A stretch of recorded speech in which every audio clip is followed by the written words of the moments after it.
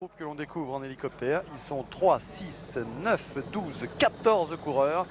Et depuis ce matin, il s'est passé 1000 choses, dans la mesure où, dans l'ascension du mur de Gramont, eh bien, Thierry Marix était pointé avec 50 secondes d'avance. Thierry Marix qui a été le grand animateur de ce début d'étape, avec en plus à ses côtés à un instant, et là on a cru que le tour prenait une dimension nouvelle. Il y avait 4 hommes, Robert, et là ça a été le grand coup de foudre aujourd'hui sur le Tour de France. On avait devant, écoutez bien, Chiappucci, Lemond et Thierry Marix.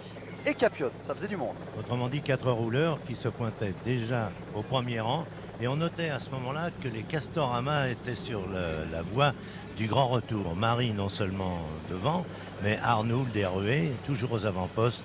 Et un groupe allait ainsi se former. Mais la poursuite a été très dure pour le peloton avant de rejoindre Marix, Chiappucci et les leurs. Un Chiappucci complètement déchaîné qui pourra bien reprendre ou confirmer son maillot des grimpeurs. On s'intéresse maintenant à Chiappucci sur les côtes avant de savoir ce qu'il donnera sur les cols, étant donné qu'il continue d'émerveiller. Chiappucci, donc avec Lemond et Marix, c'était la grande phase de la course. Et puis Marix est parti tout seul. Le peloton derrière a bagarré longtemps pour finalement obtenir une deuxième cassure. Et cette cassure elle a donné lieu au groupe que l'on découvre ici. Alors vous notez la présence dans ce groupe de 2 coureurs de l'équipe Castorama, Arnould et Marix. Marix était donc le premier attaquant. Arnould, Robert vient de nous le dire, était l'un des coureurs les plus actifs depuis le début de la course. Il y a également Coubignot, Fondriest, l'ancien champion du monde, Rolf Goltz, du beau monde, vous le voyez. Également Poli de l'équipe MG, Coubignot. Il y a aussi Pinero, Amsten, Roll Alcala, Roux, Chioccioli, Van Hooijdonk, Redze et Cornillet pour représenter l'équipe Z. Voici donc la composition de ce groupe de tête qui compte actuellement 1 minute et 28 secondes d'écart. Donc on va savoir à l'arrière comment réagit le peloton avec Thierry Blanco sur la moto numéro 2. Thierry. Et écoute, le peloton à l'arrière, Patrick roule fort maintenant. On a demandé un petit peu d'eau des bidons tout à l'heure et puis on a accéléré à la faveur d'une légère descente après Braine-le-Château, alors que nous évitons la chute de justesse. C'est assez difficile de travailler ici sur ces routes belges, mais bon, à l'arrière, que s'est-il passé depuis ce matin? Des chutes, vous vous en doutez, dans ces conditions, notamment Guy Nulens, Ekimov, Armand de Las Cuevas. Tout le monde a repris sa place dans le peloton. Et un abandon à vous signaler il y a une dizaine de minutes, celui de Rico de la formation Rialcao Postobon. Merci Thierry pour ces précisions. Alors qu'en tête du peloton, eh bien, on s'aperçoit que ce sont les Motorola qui essayent de contrôler, puisqu'on a noté la présence en tête d'Andy Amsten. Il se trouve aussi que 5 des leaders d'équipe, des 22 équipes, 5 dont les dossards se terminent par le numéro 1, appartiennent au groupe de tête et ne sont pas les derniers à donner du relais. Ainsi, Amsten, une nouvelle fois, s'est bien placé. Roux revient, c'est à noter. Coubignot, déjà lui. Fondriest, on vous l'a dit, et Ciccioli. Tous ces gens ont intérêt à s'entraider et le peloton s'en est vite aperçu qui, contre 15 bons hommes, n'a plus qu'un intérêt maintenant, et même, c'est un ordre, partir tout de suite, lancer tout de suite. Ce sont les Banesto là qui essayent de relancer l'allure avec Alonso, Marino Alonso, mais on voit que les Motorola, car ce sont eux qui feraient la bonne opération, sont bien décidés à tenter de gêner la progression de ce peloton. À l'avant, les impressions visuelles de Jean-Paul Olivier. Oui, Patrick, vous me recevez? Parfaitement bien. Bon, eh bien, je voulais simplement vous signaler que Eros Poli, qui se trouvait dans le groupe de tête, a été victime d'une crevaison et qu'il n'y a donc plus que 15 hommes en tête. 15 hommes en tête, donc, avec 1 minute et 30 secondes d'avance sur le peloton. Une France. Merci Jean-Paul. Alors on fait le point. 15 hommes avec 1 minute 30 d'avance sur le peloton. Ces 15 hommes, on va répéter leur identité, puisque maintenant Poli a été lâché, alors qu'on mesure ici l'écart avec l'hélicoptère. Eh bien, Arnould et Marix sont là. Coubignot, Fondriest, Goltz, Poli a crevé, donc il n'est plus là. Coubignot, Pinero, Amsten, et c'est important, Alcala, Roux, Chioccioli, Van Hooijdonk, Redze et Rosen. Et il y a également pour l'équipe Z la présence de Cornillet, ce qui nous donnerait donc 4 Français en tête. Cornillet, Dante Redze qui fait un très grand Tour de France pour l'instant, Marix et Arnould.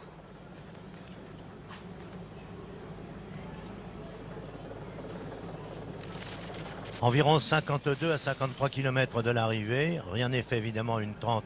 On ne peut pas encore établir un pronostic sérieux. Mais là, lorsque l'arrivée se présentera pour le peloton de tête et sans doute regroupé, on pourra discuter à propos des pavés qu'ils auront à passer sur les derniers kilomètres et discuter justement sur les premiers grands coups de fatigue qui se manifestent, ça c'est incontestable. L'Atomium est là, superbe, qui nous rappelle la grande exposition de Bruxelles. Le départ du Tour de France avait été donné là cette année et les Belges entendent bien figurer sur une photo où il y aurait réuni l'Atomium et le podium. L'écart, vous le voyez, est en train d'augmenter un peu et c'est vrai qu'en tête du peloton, ils n'étaient pas très nombreux à vouloir rouler car visiblement les équipes sont représentées en tête. On va faire le point dans quelques instants, mais pour l'instant, on s'aperçoit qu'il n'y a pas beaucoup d'équipes qui ont intérêt à rouler derrière. Les RMO, par exemple, sont représentés avec Dante Redze, les Tulipes avec Rosen, les Buchler avec Van Hooijdonk et vous le voyez ici, avec Steven Rooks. Les GB ont 2 hommes devant avec Poli, même s'il a été victime d'une crevaison, donc il reste Chiocchioli. Et puis les PDM sont là avec Alcala, les Motorola avec Amsten, les Festina avec Pinero, les Amaya avec Coupigno, les Ariostea avec Gols, les Panasonic avec Fondriest, les Casto avec Marie et Arnoux et les Z avec Cornillet. Ça fait du beau monde tout ça. Oui, mais ça ne fait qu'un seul Belge en tête et pour l'instant, la foule ne vibre pas pour saluer ceux qui se présentent dans le peloton tel Musso. C'est une fois de plus Van Hooijdonk qui prend l'honneur national en main, ou sous ses pédales si l'on veut, et un Van Hooijdonk qui aimerait bien lui aussi compléter son palmarès par une victoire qui compte pour un Belge, l'emporter à Bruxelles. Cornillet, on l'a vu, facile dans le sillage de Van Hooijdonk. Alors Cornillet justement, Cornillet, on va en parler et on va l'écouter dans quelques instants car on l'a rencontré ce matin au départ et il était visiblement bien disposé. Vous savez qu'au départ ce matin de Roubaix, eh bien, il pleuvait. Nous avons vu hier soir le nord sous le soleil. Et bien aujourd'hui, d'une manière exceptionnelle, il pleuvait sur le nord puisque lorsque nous sommes partis à Roubaix, eh bien Cornillet n'avait pas mis d'imperméable. C'est d'ailleurs la question qu'on lui a posée. On a été surpris. On retrouve Bruno Cornillet ce matin. Le voici à l'image. Bruno, c'est parce que vous êtes breton que vous ne mettez pas d'imperméable? Ça vous fait plaisir. Non, mais c'est vrai, il pleut et... Oh non, chez moi, ce serait... Je disais pour plaisanter à des collègues que chez moi, je roulais énormément l'entraînement parce que je roule que quand il pleut. Mais le reste du temps, quand il fait beau, j'en profite. Mais c'est faux, il y a aussi des belles journées. Et en Bretagne, le temps change très vite. Bon, une étape comme aujourd'hui avec la pluie, avec les monts, qu'est-ce que ça vous inspire? Ça m'inspire qu'il faudra courir très devant car les chutes seront nombreuses parce que bon, le parcours est très sinueux. Il y a aussi des bosses à passer et des coups de bordure en haut. Alors là, ça se fait des bonnes sélections et je pense qu'il y aura aussi des occasions, notamment à la fin. Même au début, mais à la fin il y a des pavés, il y a aussi des cassures qui risquent de produire avec des ronds-points et tas de choses comme ça. Expliquez-nous les rôles de chacun dans l'équipe Z aujourd'hui. Qui est chargé de protéger Greg du plus près? Oh ben, vous savez, Greg déjà il marche très fort, donc moi, je pense qu'il sera devant parce qu'il est très habitué à ce genre de situation, aux courses difficiles et sinueuses. Et puis nous on a pour mission de sauter dans les échappées. Hein. Vous, c'est qui alors? Qui doit aller dans les échappées?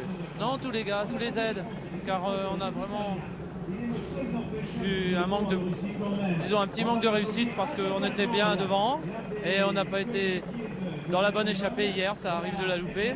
Donc vous êtes fait tirer les oreilles, aujourd'hui il faut y aller. Oui, c'est vrai. Roger Leger avait pas le sourire ce matin. Hein. Bon bah ça, je sais pas s'il s'est levé du pied gauche, hein, je lui ai pas demandé. Alors vous allez lui donner le moral? Ah non, mais ça va, on a le moral, oui. On a le moral et on est assez visionnaire du côté des Z, puisque Cornillet nous a dit que Lemon serait bien.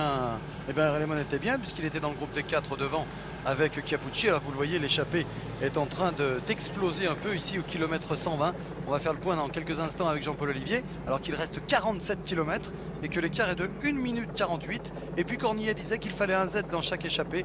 Eh bien, pour l'instant, ils remplissent leur rôle à merveille, les Z, puisque le Breton représente ici l'équipe de Greg Lemon. Jean-Paul sur la moto. Oui, C'est en train d'exploser devant. oui, mais l'écart est toujours le même, sensiblement, 1 minute 30, 1 minute 35. Et effectivement, ça bouge beaucoup. Hein. On sent les Belges en particulier très nerveux. alors que nous sommes à 1000 mètres d'un sprint bonification. Oui, mais ça a tout éclaté devant. Il y a des hommes qui sont partis. Hein. Ah, c'est éparpillé là. Nous allons nous reporter maintenant vers cet avant et nous allons tenter de vous décrire la situation car tout le monde, tous les directeurs sportifs veulent se porter à la hauteur de leurs hommes de façon à analyser la situation, en tout cas à la contrer. À contrer éventuellement les velléitaires. Eh bien, en tout cas, c'est en train de partir ici avec un coéquipier, donc un coureur de l'équipe Buchler.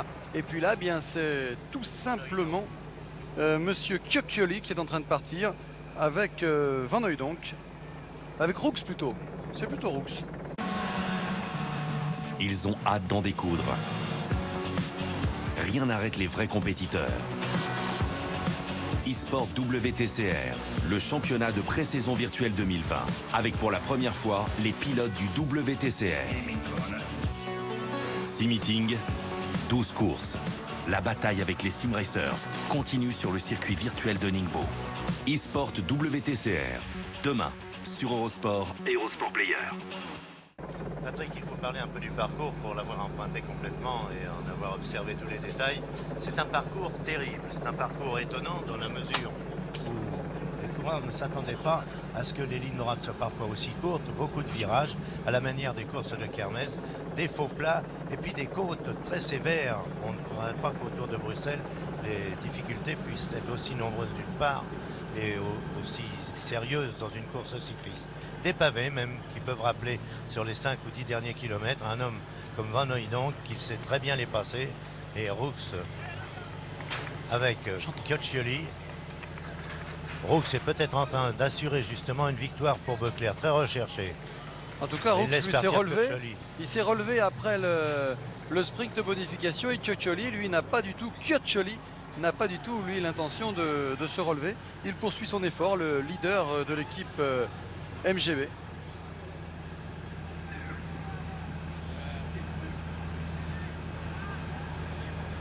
Et Thierry Marie en a profité donc pour ramener le peloton avec Rolf Golz qui n'est pas loin non plus.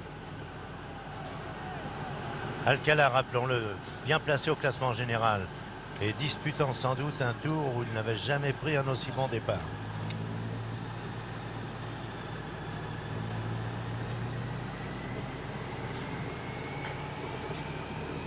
Il y a un petit peu de flottement là, dans la course parce que ce groupe est en train de s'organiser, mais ça se fait pas très facilement. On l'a vu à la faveur de cette accélération de Chioccioli et de Roux. Il y a un peu trop de vedettes dans ce groupe. Ah oui, donc, oui, en fait, tout réussisse. On se retourne, on s'observe. Qui est-ce qui reste obstinément derrière? On n'aime pas ça. Alcala passe la revue des troupes d'ailleurs. Là aussi, appel. Qu'est-ce qu'il faut faire? Roll Alcala. Oui, c'est l'incertitude dans l'esprit de chacun. Là. Et oui, ce qui pose des problèmes surtout, c'est la présence d'un garçon comme Andy Amsten, qui est un peu, bon, on va peut-être pas être trop sévère, mais il a plutôt la réputation d'un suceur de roue, dirons-nous. Et bien, Andy Amsten est devant et il n'est pas loin en général. Il est à 6,38 bien sûr des leaders, mais par rapport à un garçon comme Indurain, il est à 1 minute seulement. Et parmi le groupe de tête, eh bien, il y a Alcala notamment, et puis Arnoux. On parle des...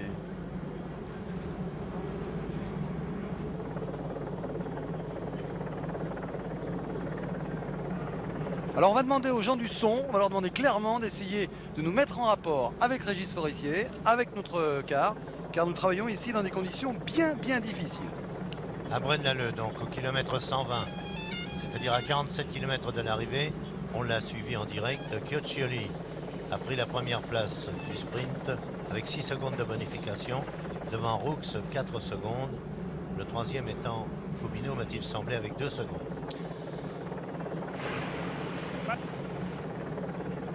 Le Oui, Jean-Paul? retard du peloton au sprint de bonification de Braine-l'Alleud est de 2 minutes, 2 minutes.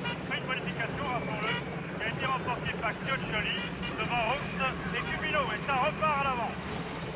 Oui, ce peloton de tête n'est pas du tout homogène pour l'instant.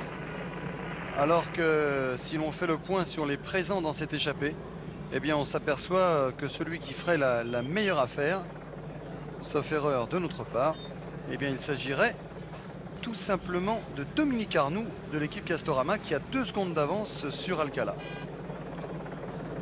Pour l'instant, on sent qu'il s'agit d'un autre Tour de France. On est déjà sur les routes étrangères et pour les coureurs, c'est important de bien passer ces territoires, aussi bien Belgique, Pays-Bas, Allemagne, Luxembourg. Car pour beaucoup, on est un peu égaré, on est un peu perdu et on se demande ce qui va se passer. Capucci, Lemond et Marie ont pris des bonifications. Intéressant de noter que Capucci a gagné 6 secondes. Et Lemond 4. Bon, je pense pas que le tour se jouera là.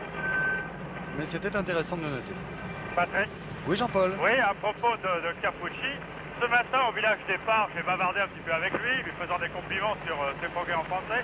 Et à ce moment-là, Richard Virenque est arrivé. Alors ils se sont salués tous les deux. Et Capucci lui a dit, aujourd'hui ton maillot de la montagne, c'est fini. Et effectivement, il a pris des points aujourd'hui Capucci, mais il n'a pas encore dépassé Richard Virenque.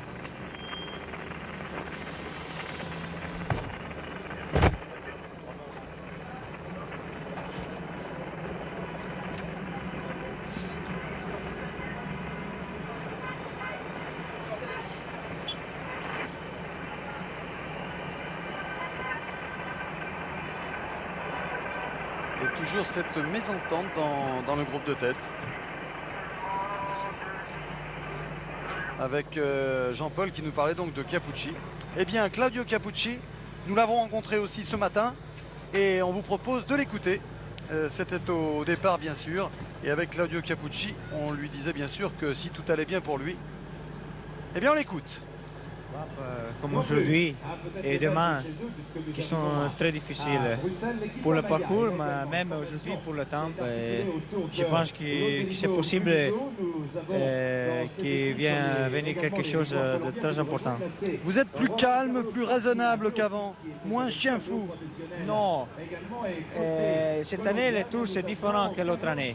Il y a moins de montagnes situées dans le tour. Et alors, la première semaine ici, c'est difficile pour moi de faire quelque chose. Pourquoi c'est plus facile de contrôler la course de l'autre équipe. Et c'est mieux que moi, je reste un peu plus énergie pour quand il y a le contre-la-montre au Sebrugge, mais même après, il y a des étapes difficiles dans les Alpes.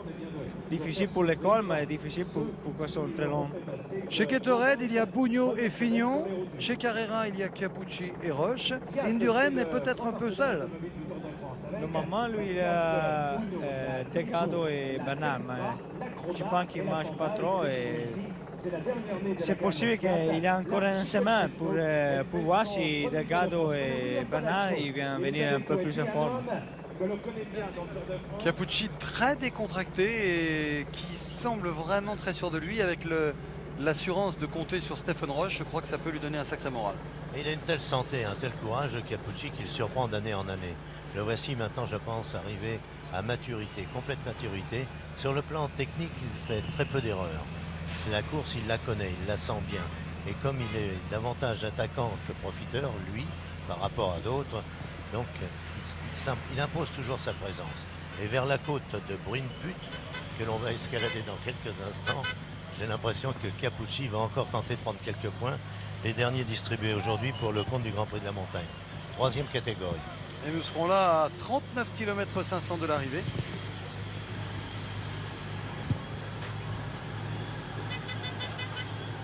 Et on va d'ailleurs assister, revoir le résultat de la montagne. Avec Capucci donc, qui a pris 5 points. Premier col escaladé. Kilomètre 22. Capiote et Ruiz Cabestany. Et ensuite il y avait la côte de Quarmont au kilomètre 29. Capucci 5 points à nouveau. Et puis un peu plus loin le Kreuzberg au kilomètre 37. Capucci 5 points à nouveau. Ensuite le mur de Grammont.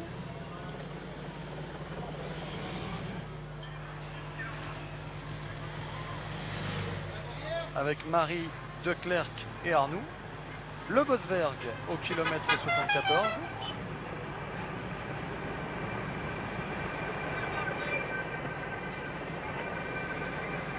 Marie, Frison, Bishop. Et enfin bientôt la côte de Bruinput.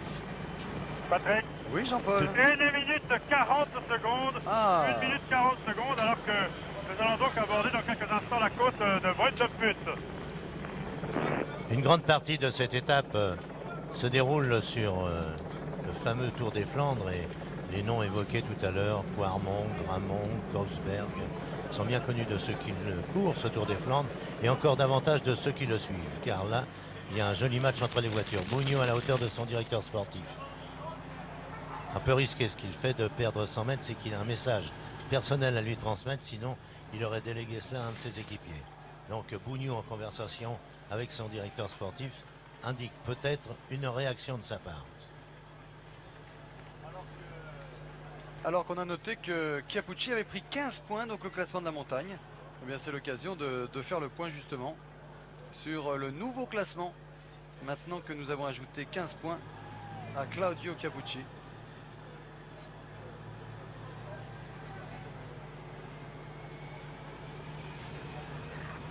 Chiappucci qui compte maintenant 69 points. Et Richard Virenque donc s'en sort très bien, puisqu'il ne peut pas être repris aujourd'hui, ça on le savait avant le départ. Et même si Chiappucci était parvenu à passer en tête à Bruyne-Put, ça n'aurait pas changé grand chose. Mais Chiappucci, je vous le répète, n'est pas dans le groupe de tête, donc il ne prendra pas de points. Virenque avait fait fort le jour où il a accumulé tous ses points. Ah oui, et Marie pris Blanche. un solide avantage, presque assuré maintenant, sauf effondrement, de terminer ce classement de la montagne parmi les 5-6 premiers.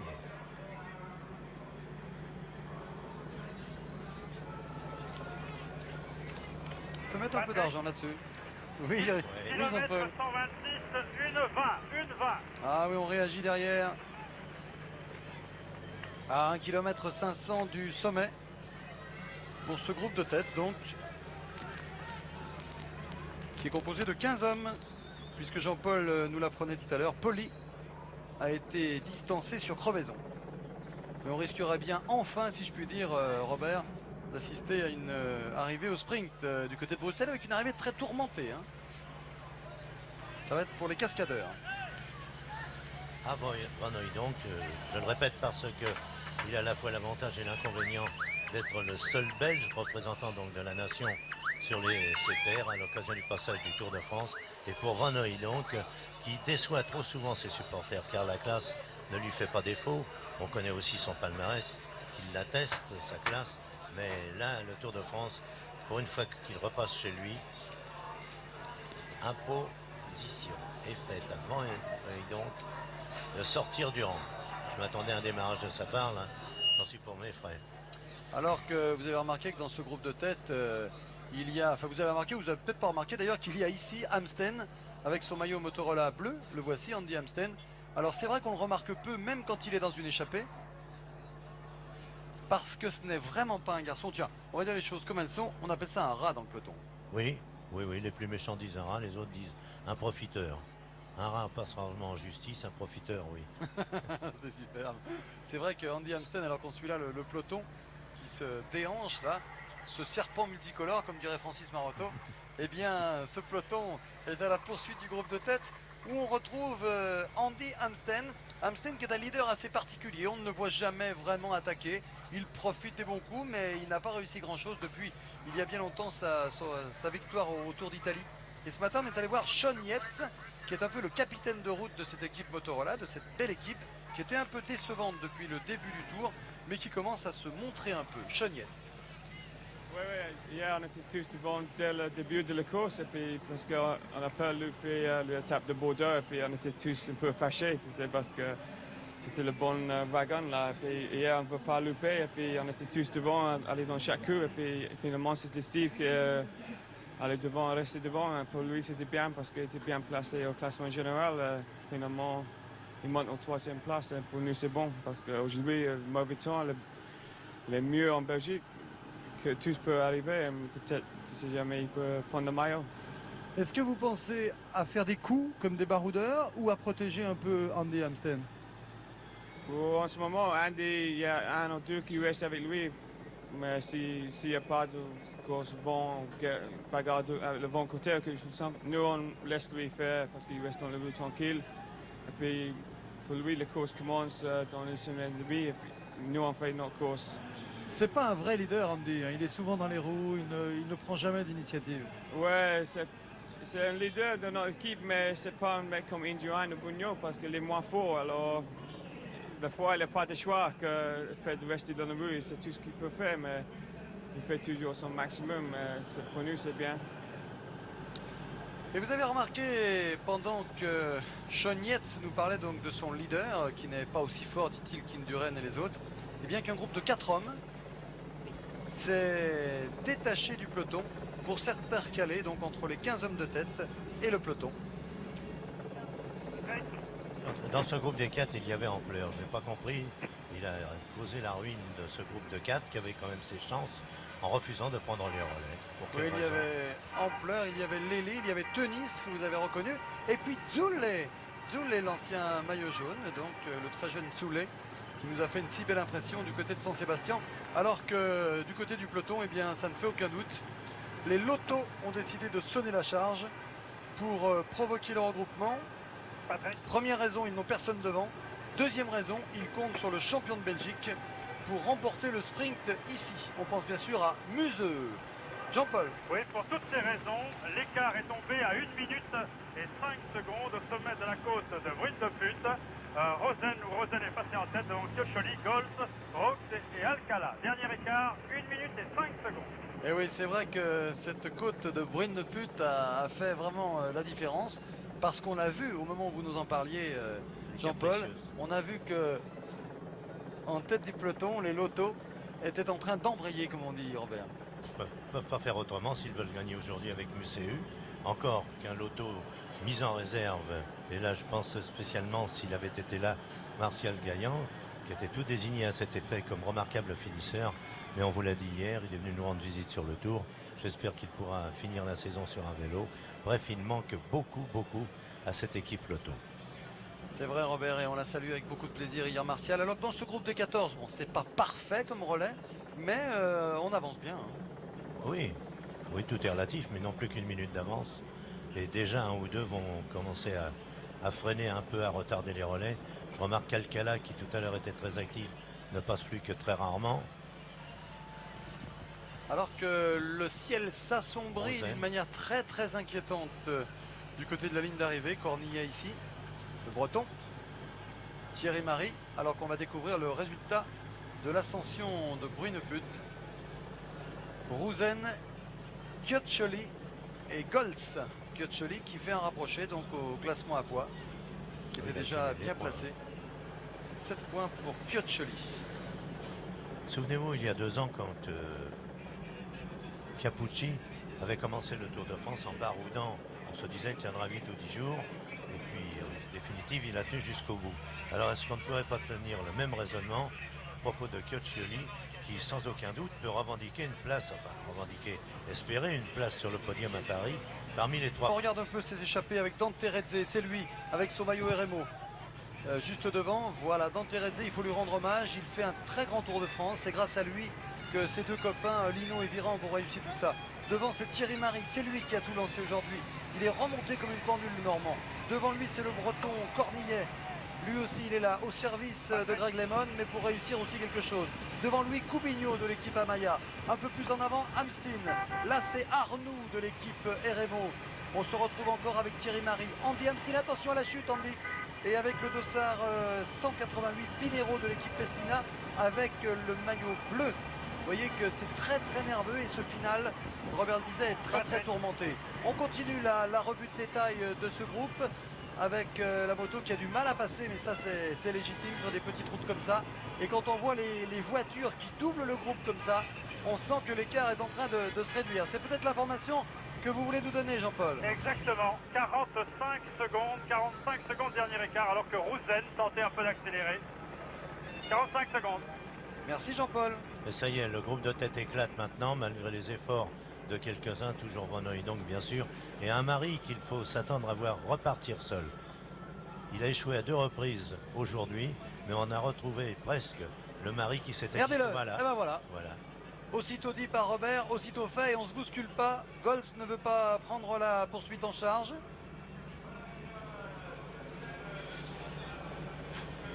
Tout de suite, il faut regarder le devant du peloton. Marie, on sait qu'il part de toute façon. Il fait des trucs fabuleux. L'image intéressante, c'est ça. Voilà, c'est celle-là.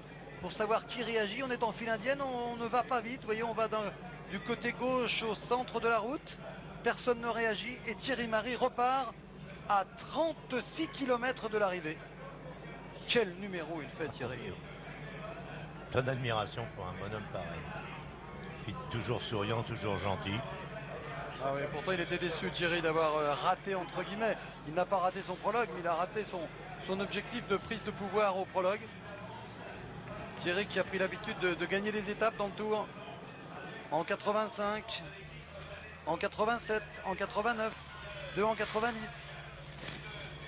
Et le vent qui se lève et annonce tout à coup qu'un orage est imminent ici sur Bruxelles. Voilà qui ne va pas du tout arranger la situation des coureurs déjà un peu empruntées sur ces routes étroites et glissantes même lorsqu'elles sont sèches, c'est vous dire. Thierry Marie superbe qui se lance encore dans une grande chevauchée. L'an passé, on vous le rappelait, au début de ce Tour de France, il avait réalisé un record puisqu'il avait réalisé une échappée au long cours et qu'il s'est placé dans l'histoire du cyclisme, dans les plus grandes échappées de l'histoire, puisqu'il avait réalisé 223 km.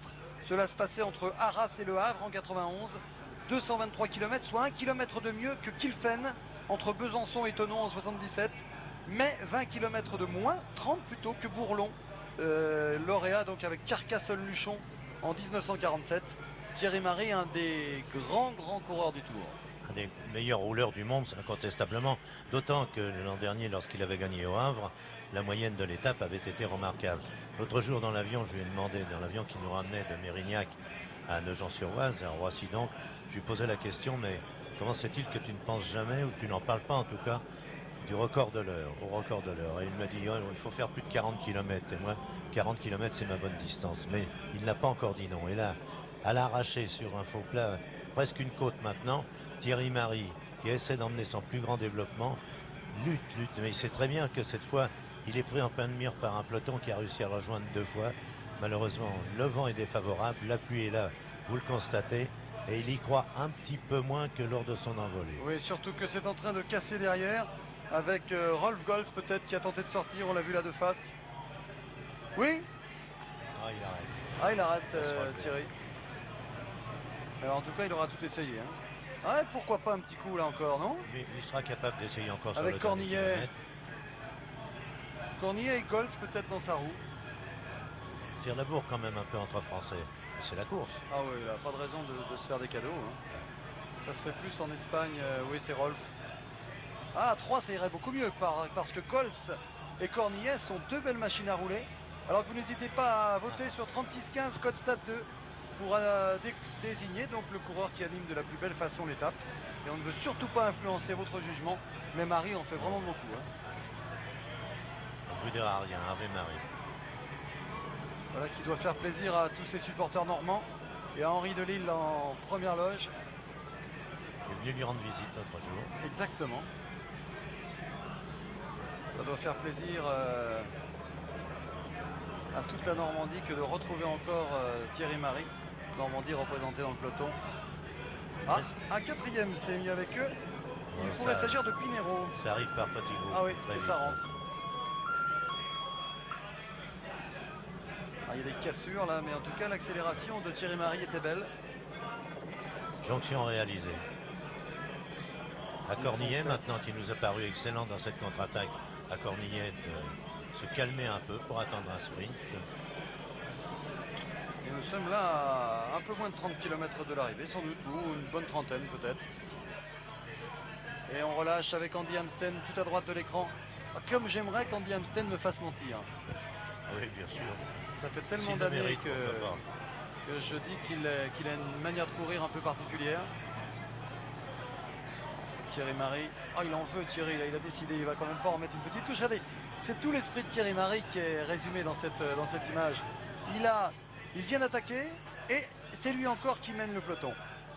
Alors que c'était bien Pinero qui avait tenté de revenir tout à l'heure. Le voici à l'image. Fondriest, course calme, très discret, n'apparaît que très peu en tête, mais il se sent directement concerné dans le Tour de France à propos de cette espèce de championnat d'Italie qui s'y dispute régulièrement. Et les autres leaders comme Capucci, Caccioli, Brugno évidemment. Fondriès considère qu'il peut être à la hauteur. Et ça accélère à nouveau là. C'est pas une vraie attaque, mais c'est une accélération qui peut provoquer un départ.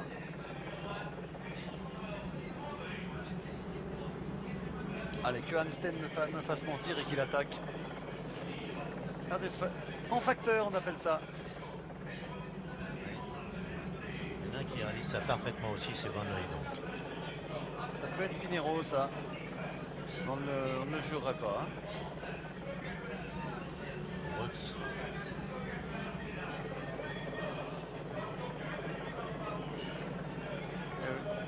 Ça devient très dur la course là. C'est presque une bordure organisée le long de la bordure, donc pas en forme d'éventail cette fois. Et derrière on décolle. On a réussi une première jonction, un retour pour remonter à 14 le chiffre des échappés, mais vous voyez quelles difficultés ont parfois certains pour reprendre seulement une dizaine de mètres. En train de faire de la piste là. Jean-Paul, une idée de l'écart? L'écart n'est pas très important, il était il y a quelques kilomètres de 35 secondes. Oula. Il doit être peut-être un petit peu moins important maintenant. Nous avons un autre pointage en cours. Vous n'êtes pas trop trempé? Oh, c'est très dur, on essaye de passer entre les gouttes, mais c'est particulièrement difficile, je vous assure. Vous avez de la pluie sur la ligne? La pluie commence à l'instant même à tomber, mais quelques gouttes seulement. Il fait meilleur sur la ligne qu'à l'endroit où vous vous trouvez actuellement, mon cher Jean-Paul. Ah bon, vous rassurez. Les coureurs arrivent maintenant à 1000 mètres du sprint de bonification, donc. Oui, le dernier sprint de la journée. C'est ça, celui de Cheptal. À 26 km de l'arrivée. Fondriest vient de prendre le relais, Amsten se retourne. Et une attaque de Fondriest à gauche de la route. Attaque de Maurizio Fondriest au kilomètre 141 donc, à 26 km de l'arrivée. L'ancien champion du monde, leader de la Coupe du Monde de 1991.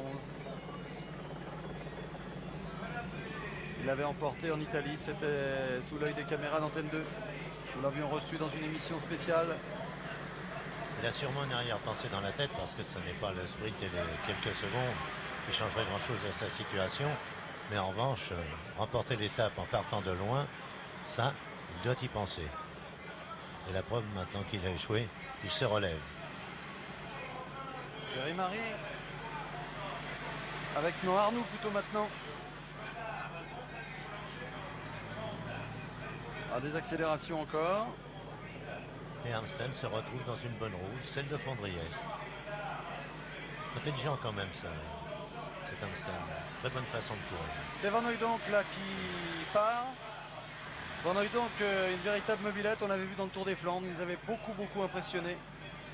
Hedwig Van Hooydonk qui aimerait bien sûr remporter une victoire en Belgique. Retour très facile de Amsten. Tiens, se monte un peu plus que d'habitude. Hein. Il a dû vous entendre et vexé. Décidé à apparaître sous une autre face, ce journaliste. Arnoux, Van Hooydonk, Amsten en 4e position, Cornillet en 6e position. Pinheiro est là également.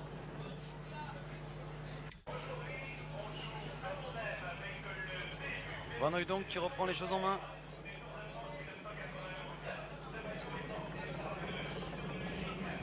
Et c'est la jonction. C'est la jonction, on s'en est terminé de cette échappée, Robert. Oui, nous le constatons, là, ça paraît évident maintenant. Et pourtant, personne ne bouge. Personne ne revient de l'arrière au sprint. Je pense que Pascal Lino a dû passer une journée assez éprouvante, et Virenque aussi, son équipier. Attaque à gauche de la route. Il fallait bien dégager. Attaque d'Aonce qui a fait un petit écart pour attaquer. C'est Koubino qui a failli aller sur les fesses. Hein. Ah, il est parti téléphoner là, il a surpris personne. Hein.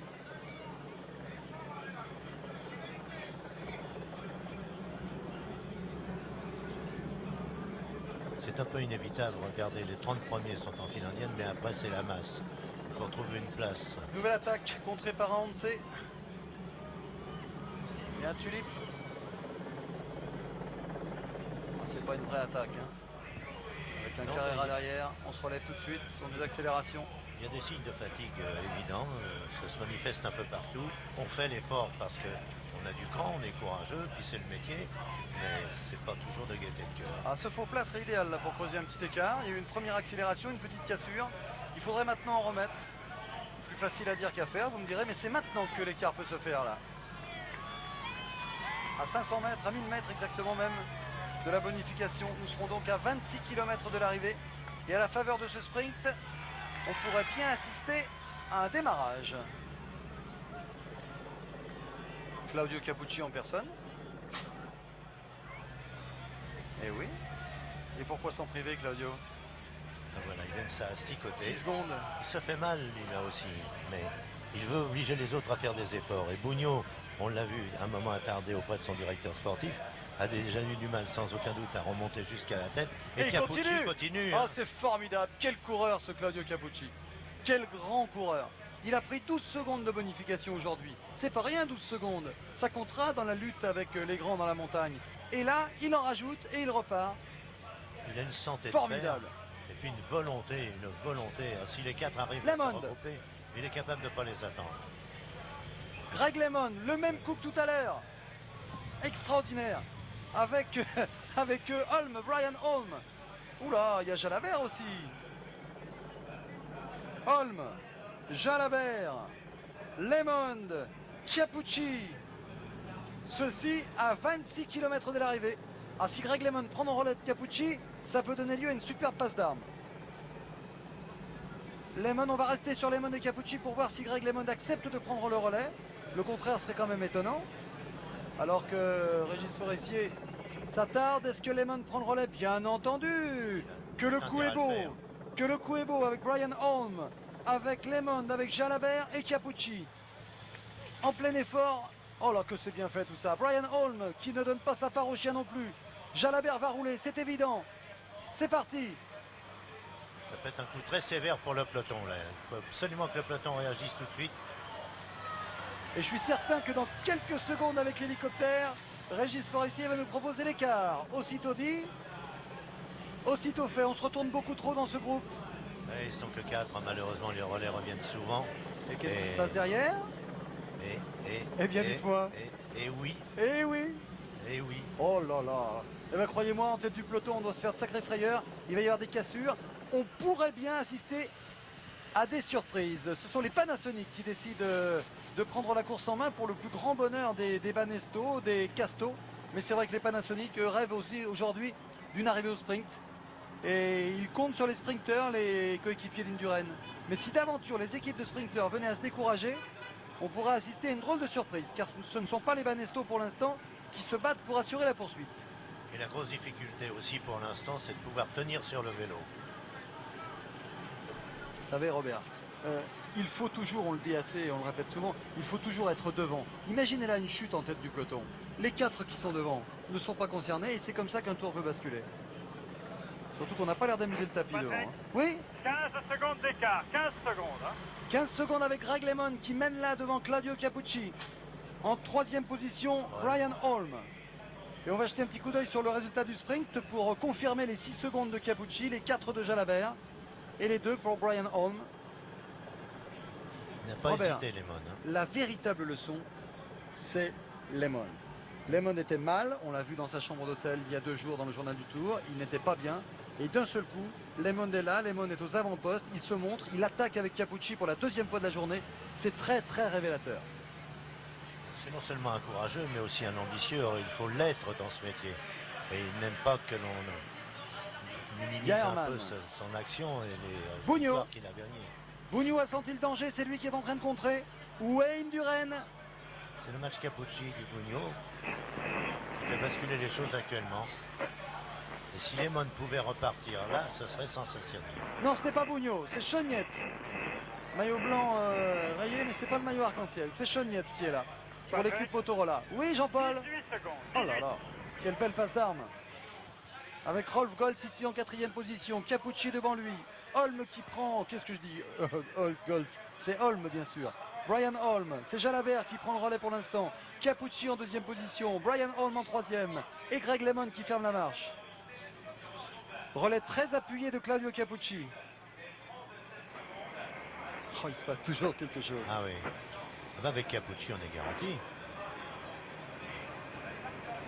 Patrick, l'écart passe à 20 secondes. 20 secondes d'écart, on se retourne beaucoup, Greg LeMond notamment. Et pas loin des 20 derniers kilomètres. Oh oui, on va arriver à la banderole des 20 km. Quel long relais impose Capucci. Décidément, il ne garde rien en réserve. Il a besoin de se dépenser. Brian Holm. Son relais n'est pas mal non plus. Mais il est court. C'est LeMond qui en met une petite couche avec Jalabert qui prend un peu de trop de temps pour revenir dans la roue. Oui, Jalabert semblait un peu réticent tout à l'heure, mais lancé dans l'échappée, il lui fallait bien participer. Et ça va être son tour, justement. À moins qu'il ne s'écarte en même temps que les moines. C'est tellement dangereux ces passages. C'est tellement dangereux. Il vaut mieux passer à 4 devant qu'avec le peloton. Ce sont ces lignes blanches là qu'il faut prendre en coupant en travers. Oh là là, j'imagine la déception pour l'instant de nos amis belges. Avec une échappée de 4 sans un seul belge. C'est toujours Chagnetz qui est devant. Qui est en train de tenter la poursuite. Un retour du peloton. Là, toujours ce groupe. le virage dangereux, ils sont pas loin visiblement. Oh là là, qu'il a fait l'extérieur. J'ai cru qu'il y avait une chute. Oui, Jean-Paul. On s'approche des 20 km. Dans quelques mètres, donc, le groupe de tête sera sous la banderole. Et vous ne verrez pas un coureur passer là avec le sourire. On a les mains sur les cocottes de frein. Virage dangereux, chaussée glissante, journée éprouvante, avec tous ces monts que l'on utilise, que l'on passe dans les épreuves flandriennes. Bien peu de chance pour ceux-là que l'on voit boucler le peloton de revenir en tête avant demain matin au départ. Toujours Capucci en tête devant Greg LeMond, devant Laurent Jalabert et Brian Holm. C'est vrai que si ces 4 arrivaient comme ça, Jalabert aurait le bon rôle. Oui. Oh, il doit penser à la victoire d'étape et on comprend très bien depuis qu'il recherche une victoire marquante qu'à 20 km de l'arrivée, Jalabert ne soit pas le plus ardent de ces 4 échappés. Mais LeMond et Capucci tour à tour sont véritablement très impressionnants. Il est facile maintenant, Pépère Capucci. Et Holm en 4e position qui rechigne peut-être à prendre les relais. Car il n'a pas grand chose à gagner dans l'affaire. Il sait qu'il y a Jalabert qui est très rapide. Oh là là, que ça fait mal dans ce peloton. Regardez Robert, c'est terrible. Et ça nous fait rire. Eh, bel écart, dites-moi. Jean-Paul, l'écart augmente. L'écart semble augmenter. C'est ça. 30 secondes. 30 secondes. 30 secondes. 30 secondes. Aussitôt après, 30 secondes. Ah ouais, j'en voyais un petit peu plus, moi, au panneau des 20 km. Non, mais c'est-à-dire que le peloton est tellement long aussi. On était là avec la tête. Et Greg LeMond qui en rajoute un petit peu. Avec Jalabert dans sa roue, Capucci en 3e position, Brian Holm en 4e position. Ah, le beau coup à jouer.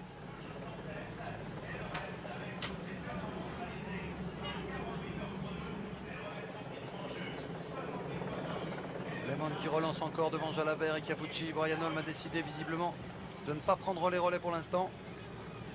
Il veut la victoire d'étape, il sait que Jalabert est là, il ne veut pas s'user. LeMond qui a encore la lucidité pour boire. Holm, si Holm ne roule pas, j'ai peur que Jalabert se décourage assez vite. Oui, mais regardez. Les 2 autres peuvent seuls réussir à tenir sur 15 km. Hein. C'est ce qu'il va rester dans quelques instants. Capucci, LeMond réunis.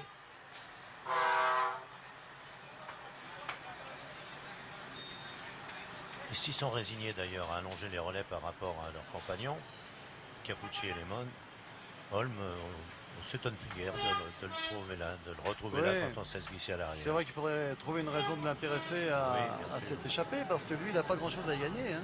Des Danois, des anciens Vikings, des hommes intéressés.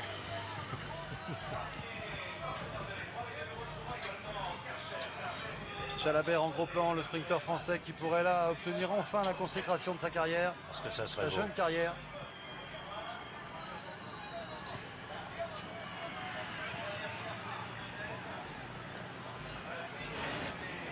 Jean-Paul, n'hésitez pas à nous communiquer des écarts. Patrick, Oui. 45. Oh là là, 45. que c'est intéressant.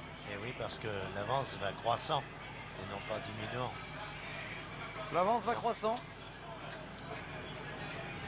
Et Lemon ne part pas en brioche, ça, je peux vous dire que ça va très bien pour lui. Non, j'en suis pas mal.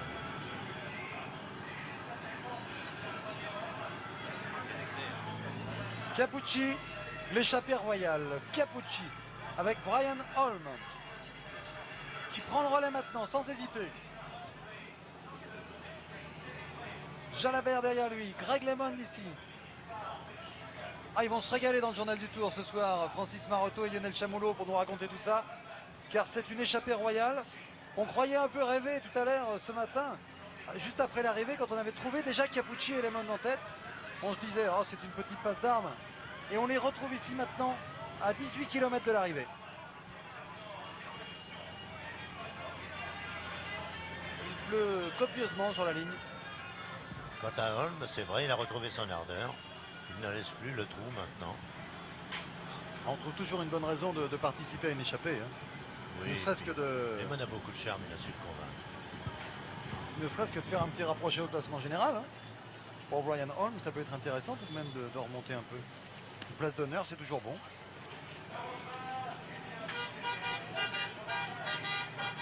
Alors, qui veut rouler derrière? Les Buchler, les Panasonic, parce qu'ils pensent au sprint, bien sûr. Patrick, Oui, 57 secondes, 57. c'est formidable ce qu'on est en train de vivre, Jean-Paul. Ah, tout à fait. J'espère que vous vibrez sous la pluie. Ça vous réchauffe? Pardon? Est-ce que l'émotion suffit à vous réchauffer?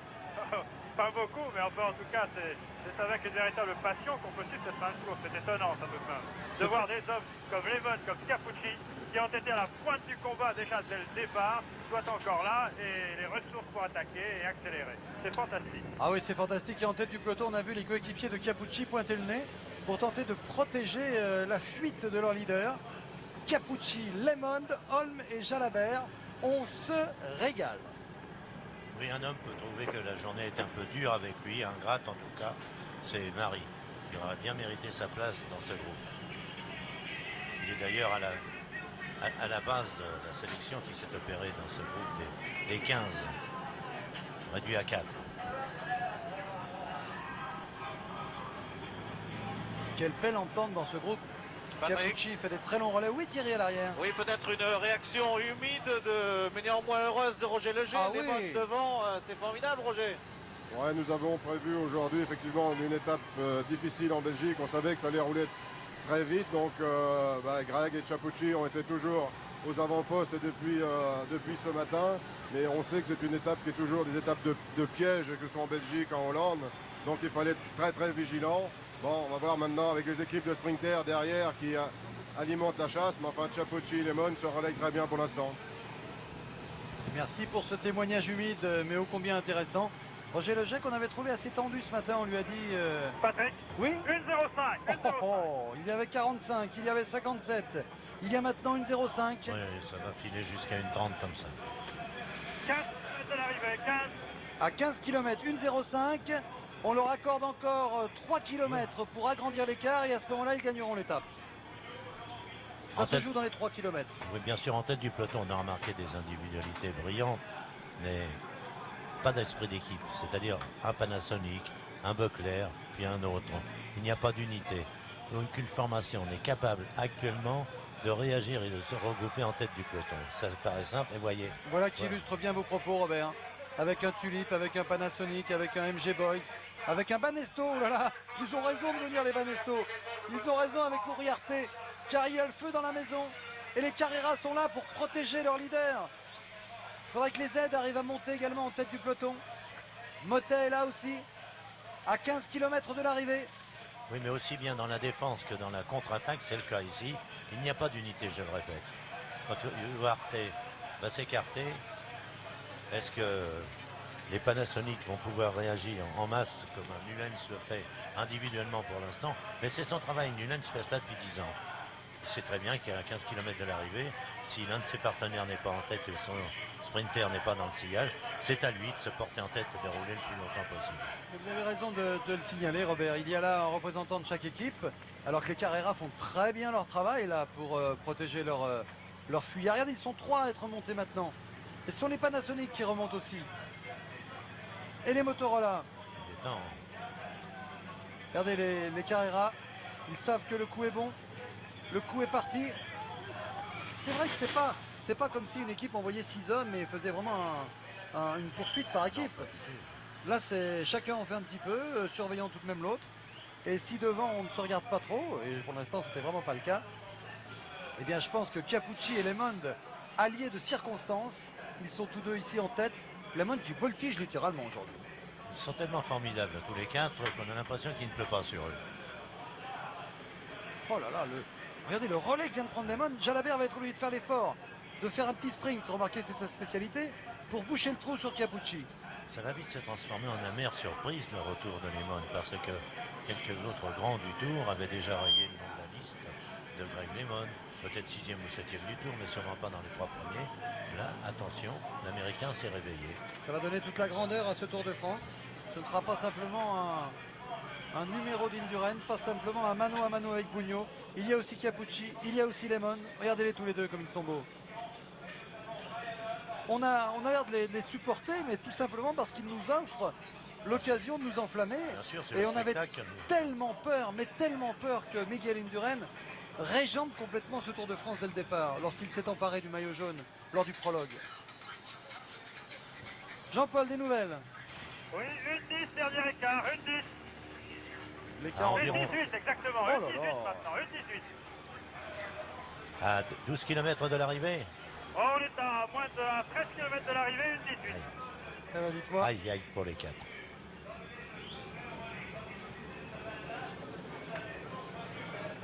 L'écart n'a cessé d'augmenter de 45 secondes à 57 à 1,05 à 1,18.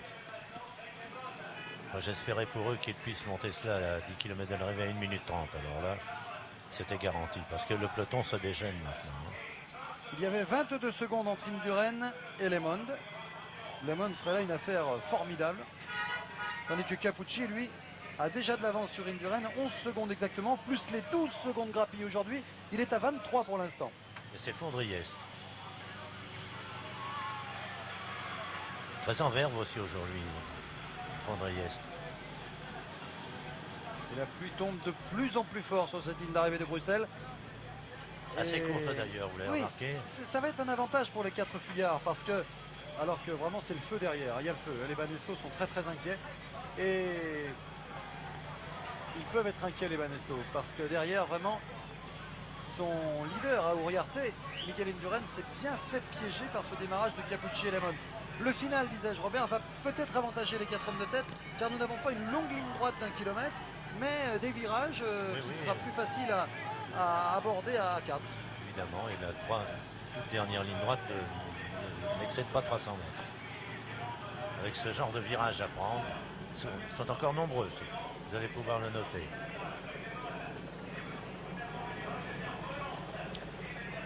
Ça oblige, vous voyez à 4, le 4e Jalabert qui n'est tout de même pas maladroit sur un vélo, est obligé, contraint sur 200-300 mètres à sprinter pour rattraper un petit retard qu'il a accusé dans le virage.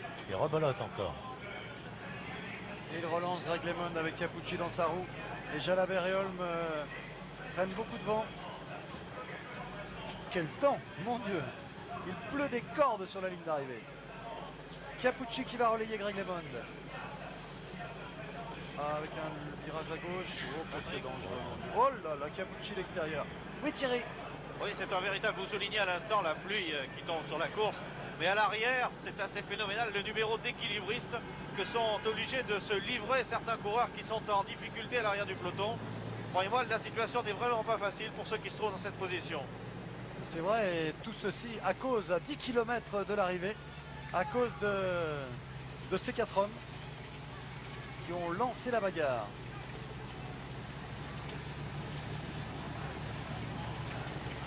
Ah, maintenant, il n'y a plus que Capucci et Lemond qui prennent les relais. L'essentiel pour Holm, qui va vite aussi au sprint, mais enfin moins que Bien Jalabert sûr. d'habitude. Jalabert, c'est le pur sprinter. Et à 4, cette fois, il ne sera pas gêné par les grosses locomotives, les poids lourds, entre lesquels il est difficile de s'infiltrer. Mais Jalabert a tellement de qualité, la vélocité, la rapidité de ses réflexes, etc. Quel état, peut Robert, pas on est en train de dire. C'est inouï de se retrouver ici avec Lemond, avec un immense développement. Avec Lemond qui est informé là, par la moto-information de la course. Et ça n'a pas l'air de lui avoir mis un coup au moral d'entendre l'écart. L'écart doit être bon toujours. Oui, 1 minute 22. et ça continue. À 10 km km. Ah, c'est fait. Écart Voilà. pris à 10 km. Voilà Merci. la bonne nouvelle pour eux. Bon, ils ne sont plus que deux. Hein. C'est net maintenant à prendre les relais. Il y a déjà pas mal de temps qu'on pouvait le supposer. Mais Capucci et Lemon peuvent tenir jusqu'au bout. Et pourquoi pas disputer aussi le sprint, parce que c'est bien dans la nature. Et de Capucci et de Lemon, mais Jalabert, pour la question du sprint, semble devoir s'imposer.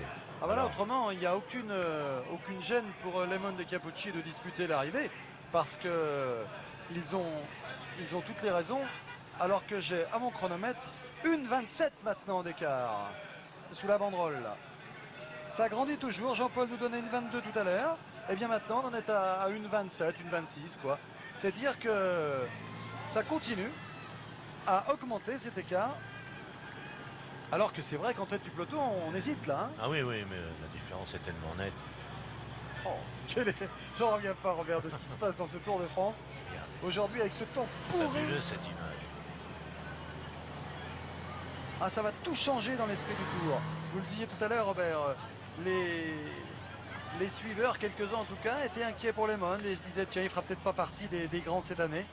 Eh bien, on attend bien sûr de le voir dans la montagne, mais pour l'instant, il y a une certitude, c'est qu'il a retrouvé ses possibilités. Ah oui, là, Bugno et les Gatorade ont compris que le danger était grand. Hein. Et Bugno en personne. Ah oui, parce que pour gagner une minute dans une étape de montagne, il faut en faire des efforts. Hein. Et là, en 25 km seulement, Capucci et Lemon risquent de s'offrir une petite minute de bonus. Il a tardé un peu Bugno quand même pour organiser son C'est équipe. très étonnant. Ça. C'est de ne pas le voir justement en tête tout à l'heure. Je vais commencer par vous expliquer qu'en revenant de l'arrière comme il avait fait, il n'y arriverait pas facilement. Mais rien n'empêchait ses équipiers d'aller se porter en tête et de faire la première partie du travail en attendant le retour de leur patron. Pavé. Quelle belle image. Regardez, avec des pavés mouillés. Il vaut mieux être 4 sur les pavés. Hein. Le peloton, ils vont se faire des frayeurs. Patinoire. Oh, quel beau final et quelle belle image. Alors que Jalabert est résolument en 4e position maintenant. C'est difficile de se rendre compte, de mesurer les risques que prennent ces quatre. Le peloton aussi, bien sûr, mais foncer, être au maximum de l'effort, donc à la limite du contrôle de sa machine et de son propre personnage, et rouler à cette allure-là, là-dessus. Robert, imaginez un peu ce qui se passe dans la tête de Jalabert à 42 km/h, 45 km/h, à 8 km de l'arrivée. Imaginez ce qui se passe dans sa tête. J'y Il se dit, pensais c'est tout la à bonne. l'heure. C'est la bonne. Ça y est, ça fait des années que j'attends ça. Une année, il l'avait raté au championnat de France face à De Las Cuevas. Il devait être champion de France. Oui. Bugno est sorti du peloton. Ah, on va tout de suite avec l'hélico si possible. Ou avec la moto 2. Sans Gianni Bugno pris en charge par Chonietz. Sans doute deux de ses coéquipiers qui sont laissés décoller derrière lui. Et c'est bienvenu. Alors voilà toute la puissance de Bugno. Ne dirais pas, mais il paraît, je n'ai pas mesuré personnellement, que lorsque Bugno repart après un virage, il repart toujours bien en ligne sur un immense développement. Et là, c'est terrible de devoir le suivre.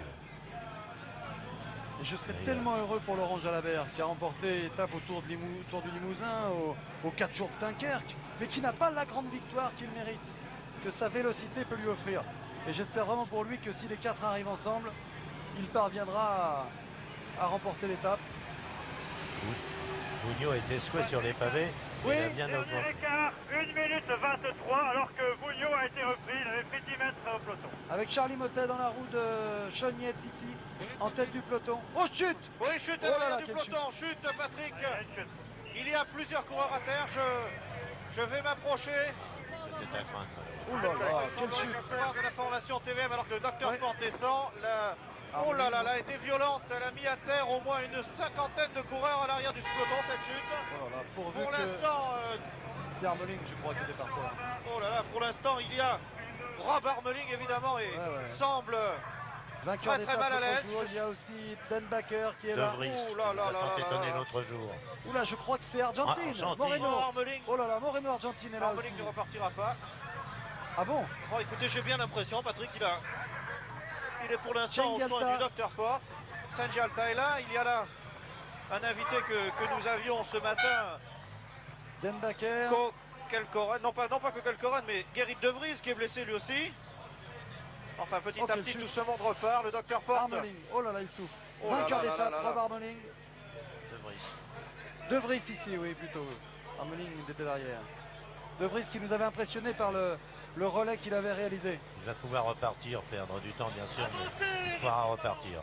Genjalta aussi. Argentine m'a semblé mal en point contre le grillage, là, mais il y avait un tel amas de vélos et d'hommes. Bon, en tête, on est sans doute averti, alerté maintenant de ce qui vient de se passer à l'arrière. Dans le peloton surtout, parce que ces quatre-là, ils n'ont peut-être pas encore l'occasion Grosse d'être informés impression, de la chute. Hein. grosse impression de Jalabert. Regardez-le. Il a pris délibérément 20 mètres de retard. On revient tranquillement. Et il est prudent. Thierry, vous n'hésitez pas à nous informer sur la chute, bien sûr.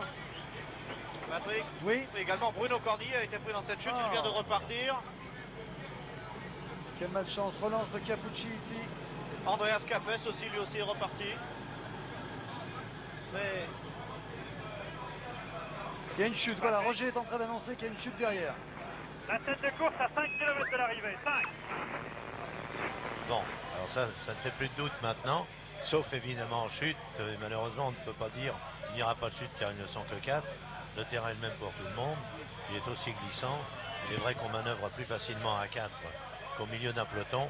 Mais la course est jouée. Lequel des 4 va remporter l'étape? Deux pensent qu'avant tout, ils auront réalisé une excellente opération au classement général. Lemon, qui du même coup retrouve non seulement son tempérament, mais tous ses espoirs. Alors il faut quand même souligner que Brian Holm va vite, hein. Attention, Oui, hein. bien sûr. Ce n'est pas un pur sprinter comme Bien Laurent sûr. Jalabert, mais c'est un garçon qui va vite, qui va très vite même. Hein. Champion Et ça, du Danemark dans plusieurs disciplines. Laurent Jalabert le sait, hein. Il faut se méfier de Brian Holm. Et bien sûr, il est toujours dans les sprints. Bon, il se classe en 10, 15e position. Alors que là, Jalabert court merveilleusement bien. Il fait faire des efforts à Holm pour bouger le trou. Mais je crois qu'il aimerait bien être dans le sillage de Holm, mais l'autre ne se laisse pas faire. Enfin, légitimement, Jalabert doit pouvoir remporter cette étape. Quand on connaît son talent de sprinter, c'est un des meilleurs sprinters Ouais. du monde. Il est parmi les 10 premiers du monde. Et il peut légitimement espérer la victoire. Mais sait-on jamais dans ce type de finale, très tortueux. Je vais y arriver, ou torturé si vous préférez. Et c'est vrai que il y aura un beau suspense. Mais quelle belle étape encore avec les deux seigneurs, la Lemon de Capucci qui piège tout le monde et qui attaque pour la deuxième fois de la journée. Lemon, la renaissance. Et hier on parlait de renaissance à l'italienne pour Stephen Roche dans son équipe italienne. Et bien là c'est plutôt la renaissance Oh, Capucci, franco-américaine. j'ai envie de l'appeler la petite moto. C'est fou, il bondit. On dirait qu'il donne un tour comme avec un moteur.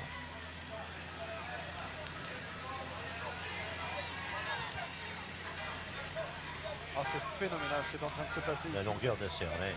Regardez la tête Voilà du le peloton peloton. avec la moto 2. Oh là là, ça a cassé un peu de partout. C'est mauvais signe pour ce peloton. Avec les Motorola qui roulent. Pour des raisons... Écoutez, tout à l'heure, on se demandait pourquoi ils roulaient déjà. C'est qu'ils ont trouvé un autre motif, une autre raison d'espérer. Gérard Ruet, lui, il a tout à fait raison de rouler. Motorola, vous me direz, il défend. Regardez Stéphane Roche, qui est venu travailler pour Claudio Capucci. Oui. C'est Il a super compris, ça. 10 secondes de plus, c'est ce qu'il souhaiterait pour son équipier, pour son capitaine Roche. Alors on vous explique pourquoi il se met là, Stéphane Roche. Eh bien tout simplement parce que les coureurs prennent les relais les uns après les autres pour aller le plus vite possible vers la ligne d'arrivée. Eh bien la présence de Roche oblige ici Sean Yates à passer Roche. Et voilà ce qui se passe. C'est un mauvais relais. Alors que devant, toujours les deux, avec Jalabert qui joue avec Ça y est, Brian Holm maintenant il est et dans qui le l'a laissé sillage de passer. Holm. Comme vous l'aviez présenté, Robert. Mais il ne faut pas qu'il joue au plus fin quand Et même. ils sont hein. en train, justement, tous les deux, de jouer un jeu dangereux. Hein. Il fait comprendre qu'il n'entrera pas dans ce jeu-là, Jalabert. Ouais, Et Jalabert, Holm est obligé de... ah, il court bien Jalabert là. Hein. Il Ils fait ont- faire ils ont l'effort à Holm. beaucoup de chance, Jalabert et Holm, que Capucci et Lemon ne se soient retournés pour mesurer les 20 mètres et du même coup Allez. leur faucher, si j'ose dire, les 2 premières places de l'étape. Un petit sprint de Jalabert qui n'a pas voulu ramener Holm dans sa roue, mais qui l'oblige à prendre du vent. Et là, eh bien, Jalabert va se caler dans la roue à 3 km. Avec Jalabert bien calé dans la roue. Alors Capucci et Lemon ne vont pas se poser de questions, ils vont continuer Oui. à rouler pour augmenter l'écart. pour distancer un peu plus Indurain, Bugno et les autres. Les 3e ou 4e de l'étape, pour eux, je le répète, ça n'est pas du tout l'essentiel. Quel grand spectacle en tout cas, Oh, Lehmann Lehmann, encore, il en oh la trouve. moto. Qu'est-ce qu'il lui en reste, comme on dit, sous la pédale? L'expression Allez, n'est peut-être pas très l'accélération. jolie, mais elle est tellement vraie. C'est formidable. C'est formidable. On aura L'entrée tout à dans l'heure, Bruxelles. Hein. on aura tout à l'heure peut-être l'écart aux 3 km.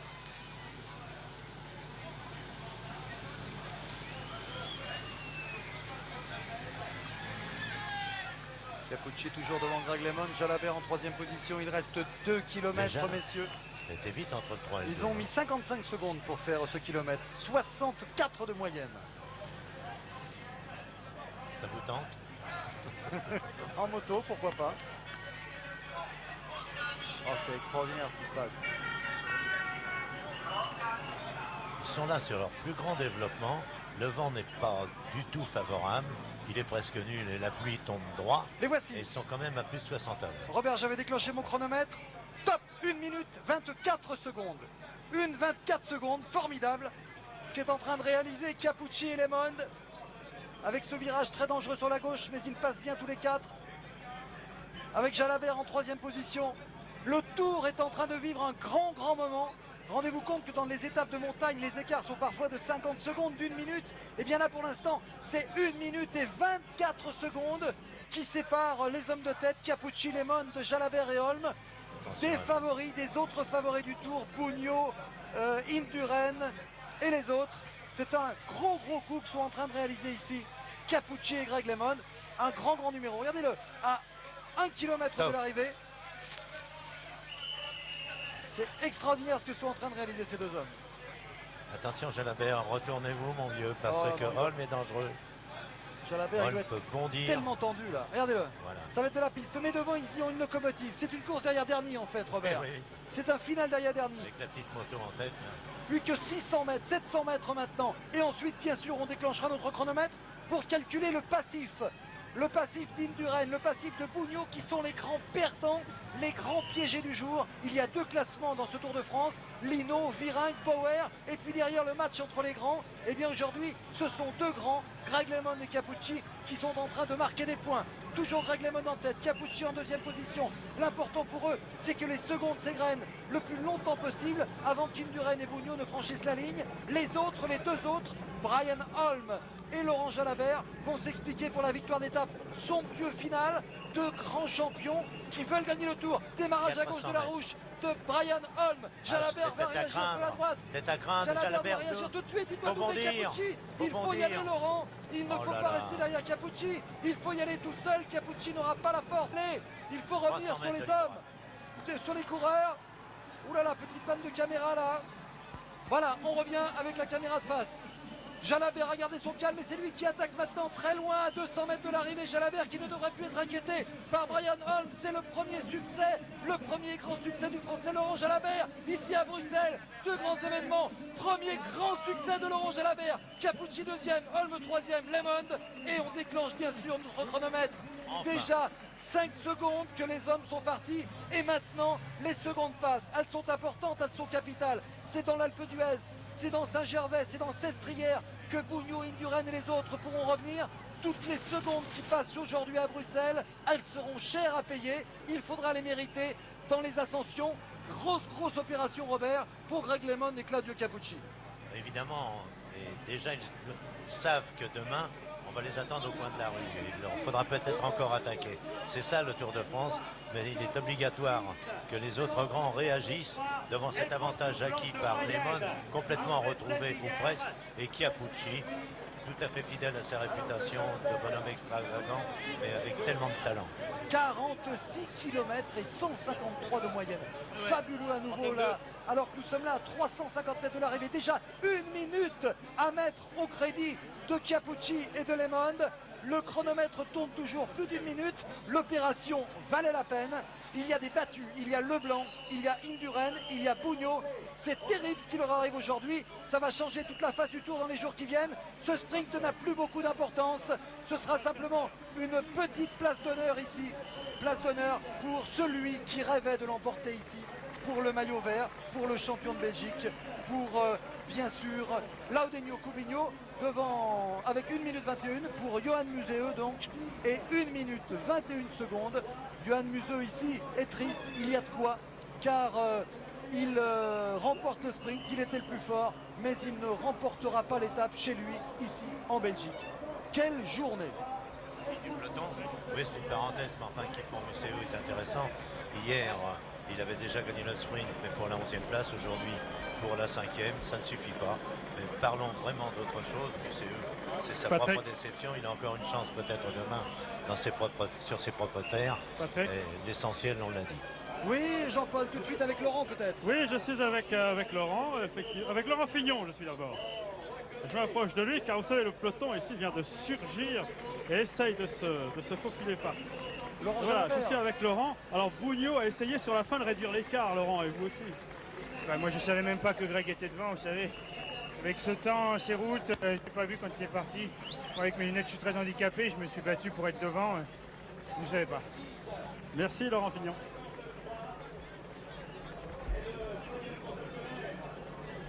Merci pour ce témoignage de Laurent Fignon, donc, qui avec Gianni Bugno s'est fait piéger alors on retrouve les coureurs qui ont été victimes de la chute et on a vu qu'il y avait pas mal de Castorama donc, dans cette chute. Luc Leblanc un peu seul dans le final, mais heureusement sans trop de dommages. Alors que Laurent Jalabert a réalisé le... Patrick, oui, je suis avec Stéphane Roche ici. Alors Stéphane, c'est une bonne opération pour Capucci. Oui, pour lui, c'était un truc formidable. Il était très fort toute la journée. J'avais peur qu'il allait peut-être louper à la fin, mais il a un santé incroyable à ce moment. Il est costaud, hein? Oui, très costaud. Hein. Et là, on peut souligner le travail de Stéphane Roche qui est venu aussi protéger Claudio Capucci. Oui, avec beaucoup d'intelligence en plus.